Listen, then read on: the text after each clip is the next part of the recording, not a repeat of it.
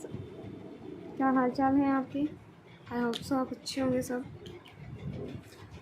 तो लास्ट में हमने क्लास 10th का हम चैप्टर कर रहे हैं नॉन मेटल्स एंड मेटल्स। हमने रिएक्शंस पढ़ ली हैं। नेक्स्ट टॉपिक हमारा आता है आयनिक कंपाउंड से रिलेटेड, जिनको हम क्या कहते हैं, इलेक्ट्रोवैलेंट कंपाउंड भी कहते हैं। देखो, ionic compounds are compounds formed by the transfer of electrons from a metal to a non metal.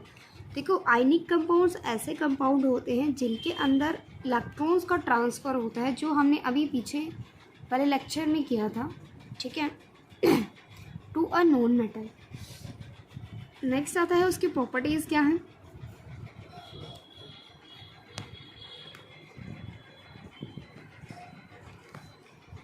सबसे पहले आता है they are formed by the transfer of electrons. देखो, हम इसकी डेफिनेशन भी यहीं पढ़ रहे हैं कि प्रॉपर्टीज़ में क्या आता है कि इलेक्ट्रॉन्स का ट्रांसफ़र होता है and are made up of ions, जो कि किससे मिलके बने होते हैं, ions, that means positive and negative.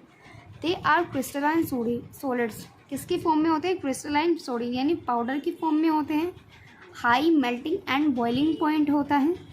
They are soluble in water, ये कैसे होते हैं, पानी में सोल्यूबल होते हैं, but insoluble in organic compounds. For example petrol, kerosene, इनमें क्या होते हैं, इंसोल्यूबल होते हैं, क्योंकि इनके अंदर सोल्यूबल की प्रॉपर्टीज़ नहीं होती हैं, सोल्यूबिलिटी की। They conduct electricity in molten state और इन सॉल्यूशन। ये क्या होते हैं, मतलब इलेक्ट्रिसिटी को क्या करते हैं, कंडक्ट करते हैं, किसमें, मोल्टन स्टेट्स के अंदर, ठीक है।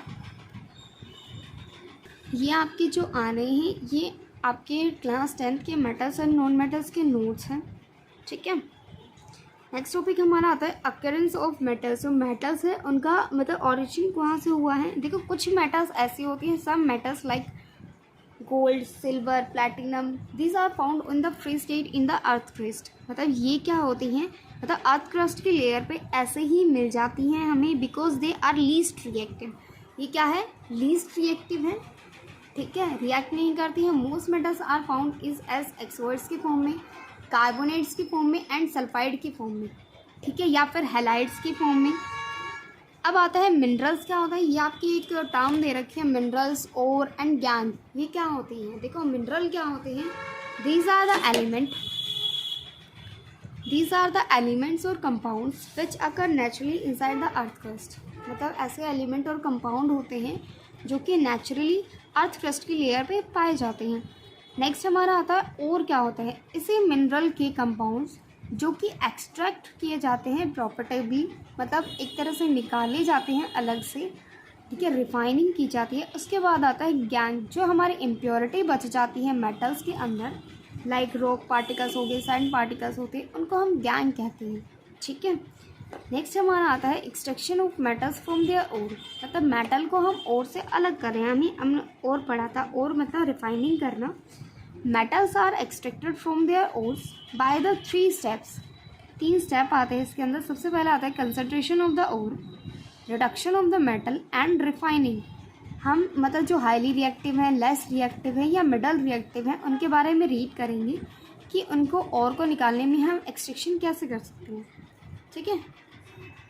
देखो, वैसे तो आपके ये थ्योरी फॉर्म में दे रखा है कि कंसंट्रेशन ऑफ द ओर जो है, ये एनसीईआरटी के अंदर आपको दे रखा है एग्जैक्टली, कि जो कंसंट्रेशन ओर है उसकी इम्प्योरिटी को हम कैसे रिमूव करते हैं, गैंग को कैसे रिमूव करते हैं, चाहे वो हाईली रिएक्टिव है चाहे लेस रिएक्टिव है। ये टेबल भी आपको दे रखी है और इसकी थ्योरी भी आपको दे रखी है, लेकिन अगर आप थ्योरी से करेंगे या फिर जो डायग्राम समझ के करेंगे वो आपको ज़्यादा लर्न होगा। लाइक एस देखो, steps involved in the extraction of metals from the their ores. देखो, अब कंसंट्रेशन ऑफ द ओर में क्या आता है, it is the removal of gang, मतलब हम इम्प्योरिटी अलग कर रहे हैं ओर से बाय द डिफरेंट मेथड्स। देखो, सबसे पहले आता है metals of highly reactive.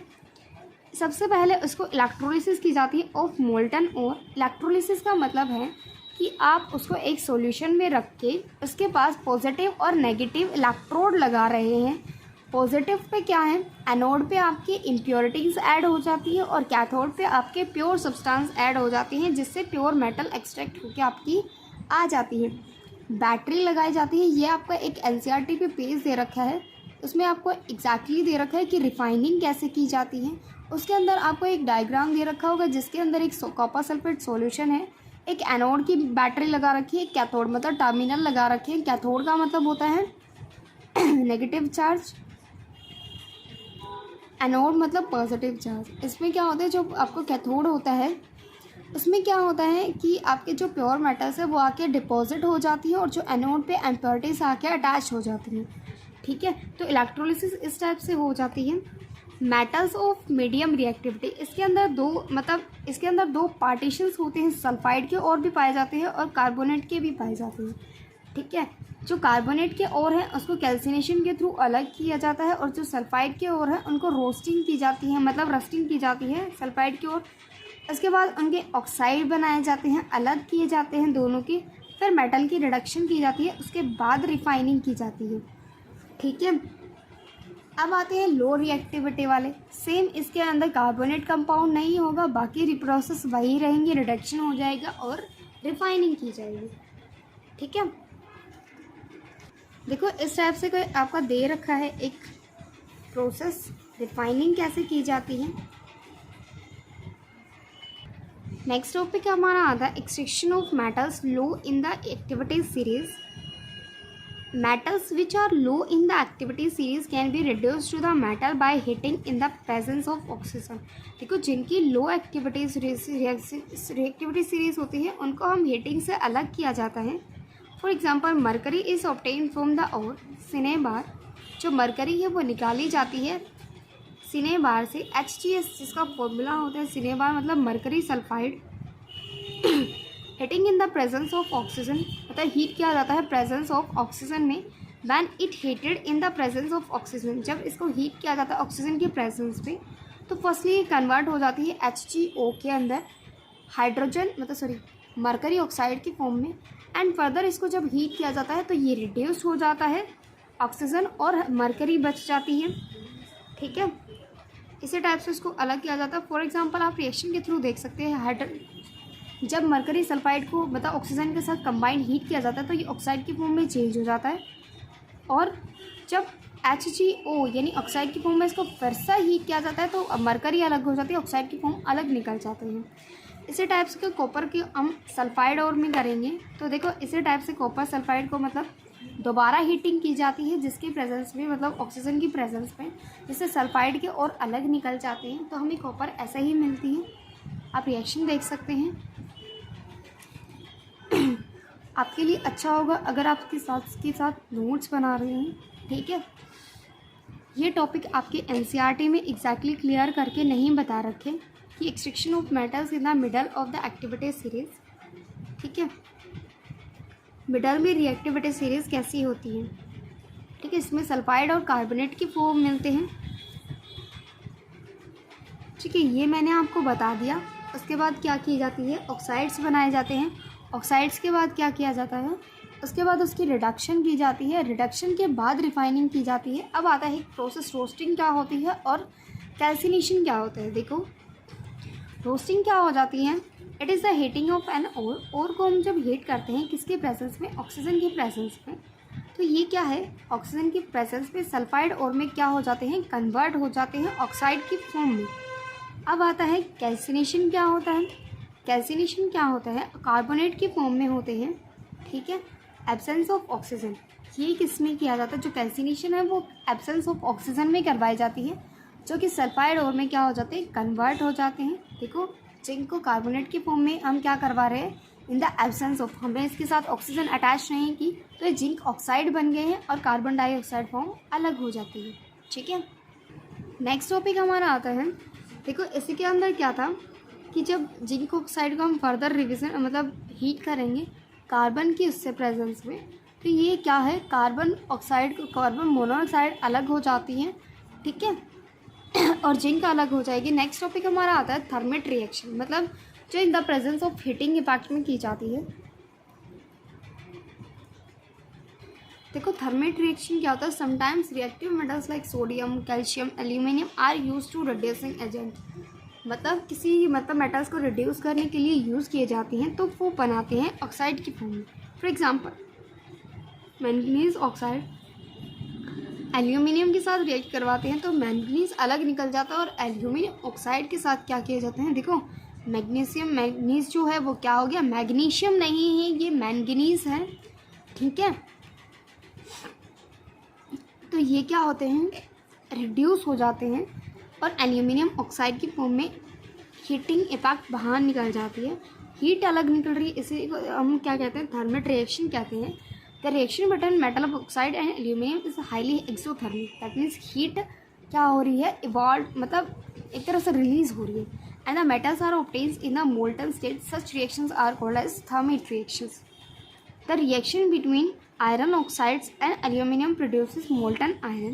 This reaction is to join rail tracks and broken machine parts. देखो इन रिएक्शंस को हम तब यूज़ करते हैं जब भी आपने देखा होगा, मतलब जो ये वेल्डिंग वगैरह की जाती है रेलवे ट्रैक पे, जब पार्ट जो है टूट जाते हैं उनको ज्वाइन करने के लिए, ठीक है, वह तब यूज़ किए जाते हैं। आपने देखा होगा हीट बाहर निकलती है ना। ये आपका है extraction of metals at the top of the reactivity series. Metals at the top of the activity series like potassium, sodium, calcium can not be obtain from the ores. ये जो है हाईली रिएक्टिविटी होते हैं, top पे आते हैं, इसलिए ये क्या है, मतलब हीटिंग इफेक्ट के कारण से नहीं निकाल, और के थ्रू नहीं निकाले जाते, इलेक्ट्रोलाइटिक रिडक्शन करवाई जाती है मोल्टन स्टेट में। For example when electric current is pass through the molten sodium chloride, जब भी सोडियम क्लोराइड से इलेक्ट्रिक करंट पास करवाया जाता है तो सोडियम मेटल जो है डिपॉजिट हो जाती है कैथोड पे, और जो क्लोरीन गैस है वो डिपॉजिट हो जाती है एनोड पे, ठीक है। फॉर एग्जाम्पल के लिए हम आगे इसकी पिक्चर्स देख लेते हैं। यहाँ पे देख सकते हैं refining of metals, the removal of impurities, मतलब हम इम्प्योरिटी को रिमूव करते हैं from the metal to obtain the pure metal, मतलब प्योर मेटल ऑब्टेन करने के लिए हम रिफाइनिंग करते हैं, इसी को हम रिफाइनिंग ऑफ मेटल्स कहते हैं। The most common method for refining is electrolytic refining. सबसे पहले इलेक्ट्रोलाइटिक रिफाइनिंग सबसे अच्छा मेथड इस पर दिया गया। In this method a block of the impure metal, एक ब्लॉक बनाया जाता है इम्प्योर मेटल का, is made up of anode and thin sheet of pure metal is cathode, मतलब एक पतली सी तार बनाई जाती है कैथोड की एंड एनोड की, ठीक है। उसी को हम इलेक्ट्रोलाइटिक से सॉल्यूशन में डालते हैं। इसमें क्या हो जाता है कि जो आपकी थिन शीट कैथोड है इस पर इलेक्ट्रोलाइट होके कॉपर सल्फेट सॉल्यूशन ऐड हो जाता है, जिससे हमें प्योर सब्सटेंस मिल जाते हैं, और जो इम्प्योर पार्टिकल्स हैं वो एनोड पे आके जम हो जाते हैं, और जो मतलब जो सोल्यूबल नहीं है वो सेटल डाउन हो जाते हैं, जिनको हम गैंग बोलते हैं, ठीक है। तो आप एग्जैक्टली इनको देख सकते हैं। ये आपकी प्रोसेस वैसे बताई नहीं गई है, तो आप यहाँ से इसको नोट डाउन कर सकते हैं।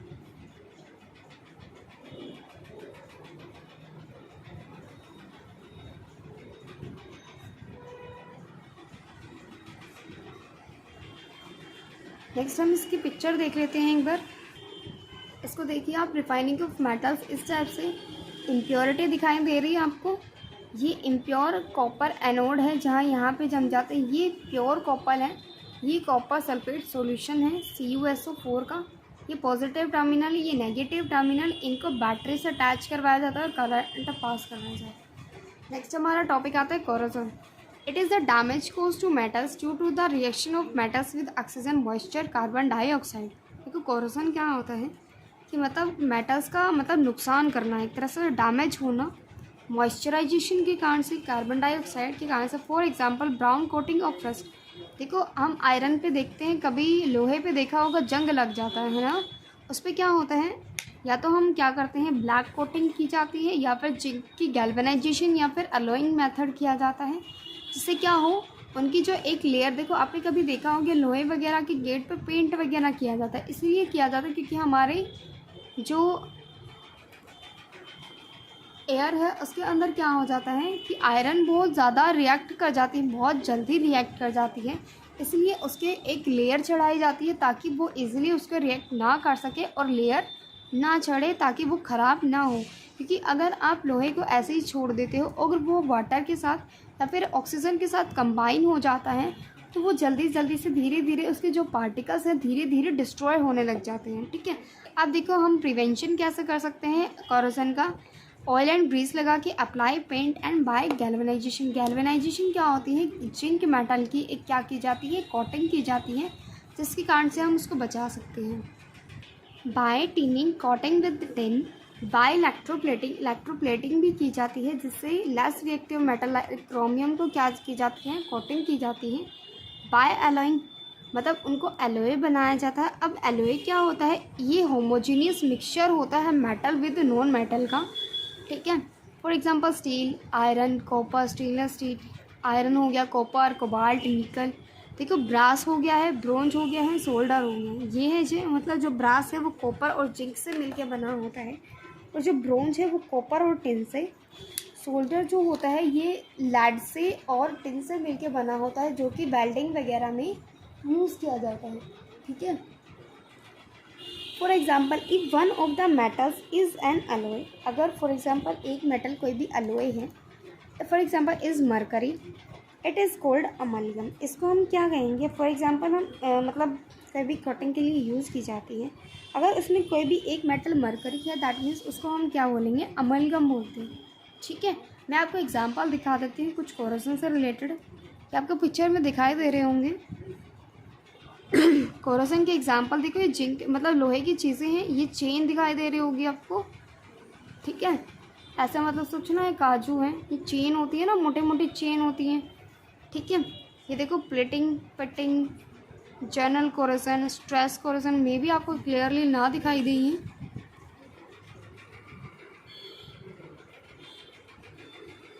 आई होप सो आपको क्लियर होगा। ये कुछ तो ऐसे मतलब ब्लैक एंड वाइट प्रिंटिंग है, सो इसलिए आपको दिखाई नहीं दे रहा होगा, ठीक है। तो आज का टॉपिक हमारा इतना ही था।